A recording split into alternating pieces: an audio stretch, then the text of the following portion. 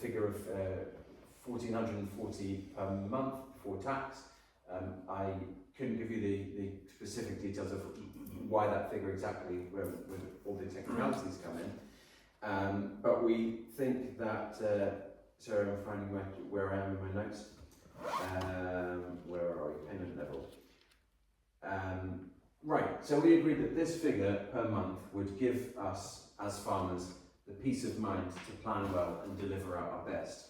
So it comes to about £1,700 odd a year, £17,000 a year, and it would eliminate the day-to-day worries that really stop us planning for the future, because so many of us as farmers are full of ideas, really, really strong ideas that we'd love to deliver on, but it's the day-to-day financial pressures that we experience that stop us from being able to move forward with them. So we decided as a group that that figure would match up well with giving us the time and the peace of mind to deliver those projects together. Payment frequency, so weekly, fortnightly or monthly, depending on the participant and what it is that they're doing. For us, that flexibility reflects the financial ebb and flow of the farming year and the unique variables and uncertainties that we're all subject to, whether that be the weather, whether that be global markets. It's a fairly unique profession in that respect. So to have the payment frequency be flexible depending on the type of farming you're doing and the type of project you have, we found that really important. So again, duration 3 to 5 years. Things move slowly on an agricultural timescale. Again, it's not like other professions. So we built that into the pilot to reflect the fact that having that basic income for that period of time will really allow us to build out and into the future. The real meat on the bones of the pilot is right here. These are the plus elements. So we did a lot of thinking around what additional factors would make this pilot really strong. So first of all, having a community facilitator, that would potentially be a person who can act as a dedicated hub or a point of contact for these communities that we're trying to create as one of the two principles of the pilot. Again, we all have massively good intentions of collaborating, getting together, making things happen, but our day-to-day often means that it's not the easiest thing to do. I was speaking earlier about me and Felix collaborating on the market stand down at Kingsbridge Farmers Market, and all these conversations triggered off ideas of Kingsbridge Growers Collaborative, and it's something we're talking about and enthusiastic about all the time. But imagine having a dedicated person as part of a pilot like this who was able to draw all those threads together and really help farmers make it happen. Following on from that, peer mentoring and learning, that could take the form of people on the pilot visiting each other's projects, really being able to share knowledge whilst on the scheme. Pooled resources, I think is really important to farmers at all scales. The high cost of equipment can really be an obstacle to success. I'll talk about the infrastructure in a little bit. So it's a reality for farmers moving on to grant funding, support and advice. It's been a reality in farming for a very long time that grants and subsidies are really a lifeline. The income of farming doesn't necessarily reflect the value of the work, the value of the produce, so farmers have often had to draw down on other forms of support. So to have some dedicated funding, support and advice, I think would be really significant for participants in the pilot, especially those who haven't been familiar with them in the past, because it's a bit of a jungle out there when it comes to funding. If you don't understand how it works, if you've never made an application before, you're often going in blind, so to have dedicated support there would be really helpful. An infrastructure grant, I think, would be absolutely fantastic because, especially for those at the outset of their journey, the prohibitively high costs of farming infrastructure can often put you off at the start.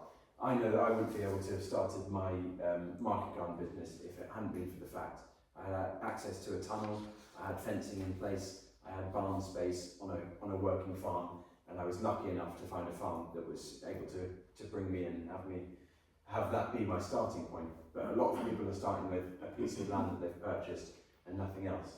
So to have contributions within the pilot towards infrastructure, I think would be really significant.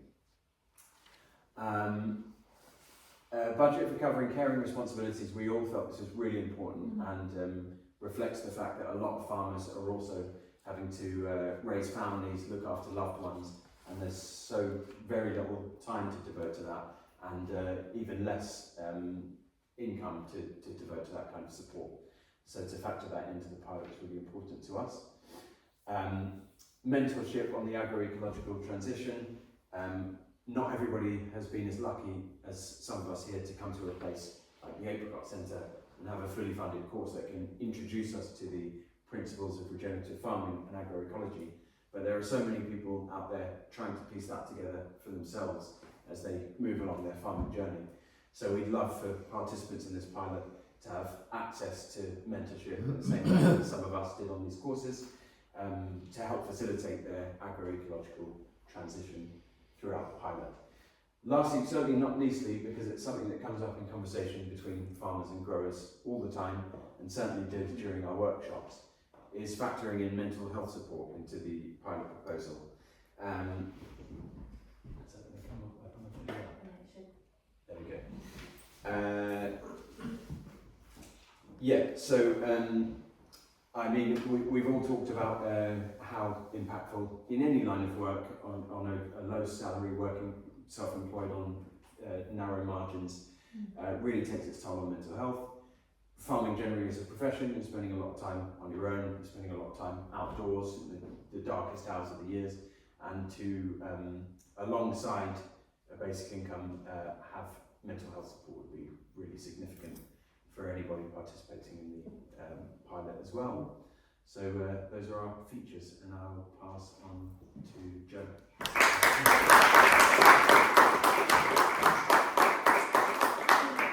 Amazing. So that is our pilot proposal, officially launched. We have more copies of these that would be great for you to share, read, send to people. We've got digital versions as well. But the next, so this, although it felt quite hard the last two sessions getting through all of the eligibility, I think the real hard work will start now, where we try and get this amazing project that's been designed by the community funded. So yeah, we're looking for people in this room to look out for funders, let us know, or even reach out yourselves. We'll have some copy that you can send to them. We want to share this pilot proposal as wide as possible, so any local press contacts that you might have or people you can share it with, let us know. And we want to do monthly calls to try and gather energy and keep momentum building around this idea. So the first one will be on the 30th of March. If anyone would like to come, please write your name on this piece of paper to let me know if you want to be invited to that. So where this project came from, the very genesis, I guess, is, yeah, I'm a market gardener myself, been growing vegetables for 5 years, and it was when I was training to become a vegetable grower that I suddenly realised that a lot of people in land work live very precariously, and I couldn't believe how hard it was to make ends meet. I came from an office-based job and straight into farming with no previous work on the land, and yeah, I was just like actually quite appalled at how we treat our producers in this country. So I thought there must be something that potentially the government could do in the future to make it just a little bit easier for the people who are trying to provide food and fibre to everyone. So I set the Basic Income for Farmers campaign 4 years ago and met lovely Cleo Goodman at Basic Income Conversation. So we designed a strategy together of gathering farmers and talking about this idea. So we're sort of 5 years down the line now, and we've been working on the 3 pillars of our work. So our first pillar is a campaign, so we want to create movement around this idea. We do spokesperson training, we post things online, we try and get people talking about basic income in a farming space. And we've got a working group of 15 people who come together once a month to try and keep this idea moving. We're now at the really exciting stage where we actually do have another pilot funded. So we're working with 4 new entrant growers in Oxfordshire, Buckinghamshire, and they'll be receiving a basic income of £1,000 a month for the next 3 years, starting April 1st this year, which is very exciting. And our hopes is that we can do a few pilots, smaller, bigger, larger, eventually a national patchwork of pilots across the UK, and feed into the same pool of research so that we can really prove how valuable it is to value our producers. And then that will link into our policy work. So we do meet with policy professionals.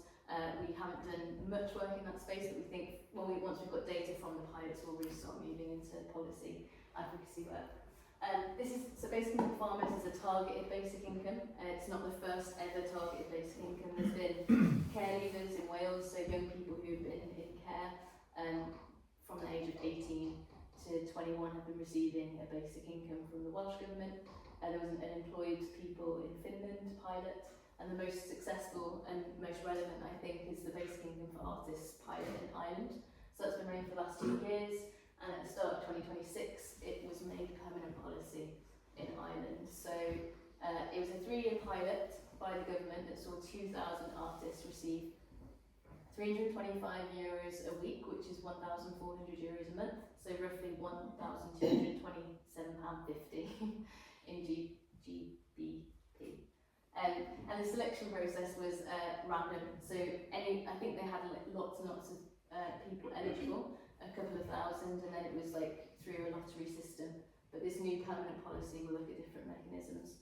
But the most amazing thing from that pilot, I would say, is the economic modelling that they did, and they found that for every €1 invested in the participants, €1.39 was returned to the Irish economy and society at large. And obviously the things that we imagine would happen to farmers happened to artists. They were more creative, they had time to develop new work, their well-being improved, and their stability improved, so access to the long-term income and security in their viable careers.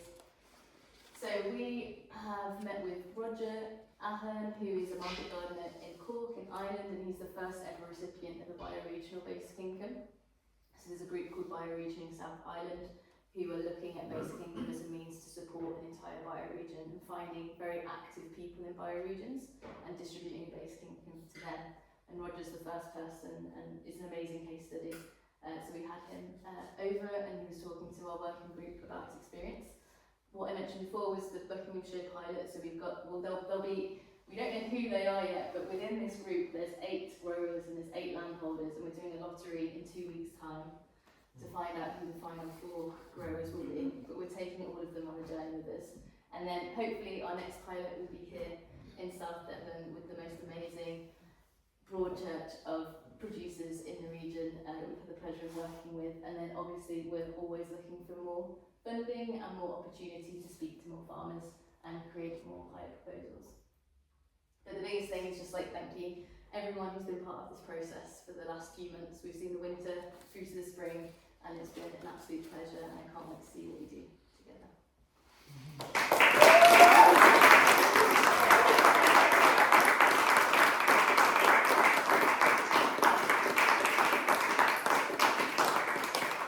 So the plan for the rest of the afternoon, in 4 minutes, probably not, I'm not going to put that pressure on Hannah, we're going to be eating next.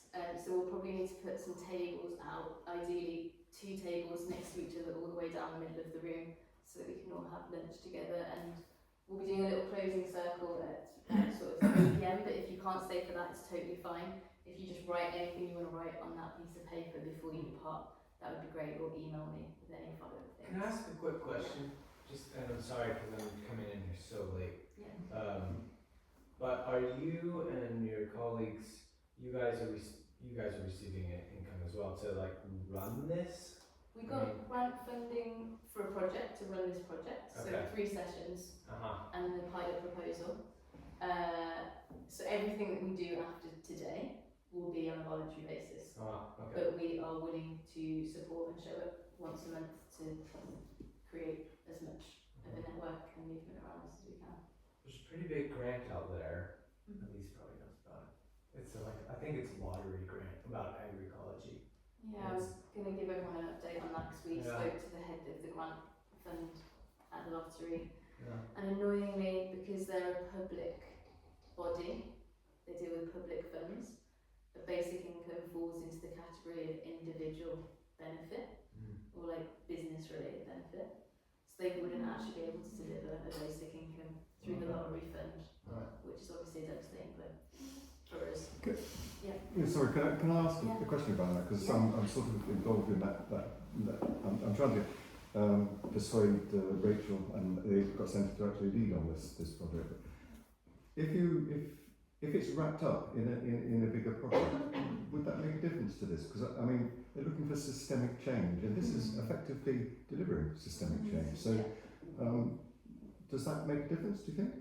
We spent an hour on the phone with them, or on the video with them, trying to say, what if it was a part of this or a part of that, but ultimately their bottom line was, if an individual is receiving a payment, with what we're saying is unconditional, like no conditions related. They're not like working for a wage or anything. But they did say that we should put an expression of interest in anyway to provoke the rest of the steering group at the lottery to see if they'd be interested in it. But yeah, and I think it's something we need to change. It's a lot. We need to change all of that stuff up there. With how Yes, I mean, is there a different way of steering this such that it doesn't actually sound? I mean, there is this concept of basic employment, isn't there, that would perhaps change the nature of it slightly Yeah, it's a from good their idea. perspective. I don't know. It's something we could explore. Like, how do we repackage it Yeah.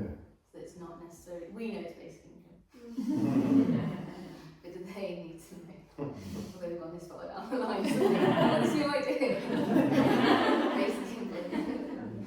It's a really good idea. Like, how do we reframe it?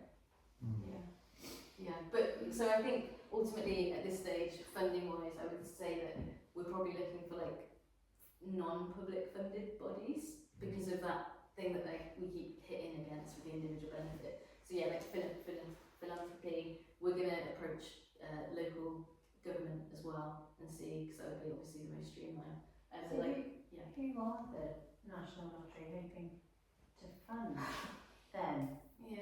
Yeah, they're allowed to, like, so if you're a project, like, I don't know, if you're a food hub with multiple sites and then you build in like certain wages and overheads into that.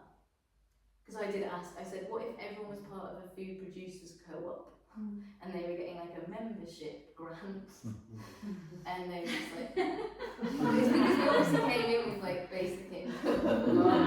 It's very hard to like change. But I do think there could be something. If you have a food hub and then are employing people, then that's personal income. Yeah, so we might just have to sort of change it. I guess that's the problem with our the universal basic income thing is like detachment from a wage, but frustratingly we might have to somehow package it as a wage in order to do it. It's probably that it's unconditional. I think It's that's the issue. Yeah, that's the big That's the issue. They always want something But if for the money. their condition is like new entrants transitioning to agroecology, providing the, there are conditions within there. I think it wasn't so much, the unconditional, it was also about individual benefit, like it's an indirect way of benefiting the community, whereas they're looking for kind of direct community benefit. Because a lot of benefits, as we talked about health, and that would indirectly improve how they can support the community, but the fund was looking to like have direct community benefit, which we all obviously think that will, but it's not direct in their eyes. But I mean, collectively we could put in an expression of interest to look at the plus elements. So we could potentially think, should we get the plus elements funded for like 200 people in this region, so they are getting like a facilitator, they're getting agroecology transition, all of the things we want in our plus package. Can we get that funded through the lottery so that we've got this really strong cohort who are already receiving something to then potentially get a basic income as well? I don't think there'd be any harm in trying that approach. Maybe I got this wrong, but I seem to remember us saying it was going to be £1,000, and then when did it go up to 1,000? Yeah, Cleo messaged me to say that she did some like calculations around tax, and because at the moment basic income pilots have to be taxed because the tax system isn't set up for basic income. She did some working around what the tax threshold is going to be and how much would be lost. So in order to get people definitely £1,000 a month, we have to add a little bit more on. Yeah. I'm just going to stop recording myself. But yes, there'll be food, and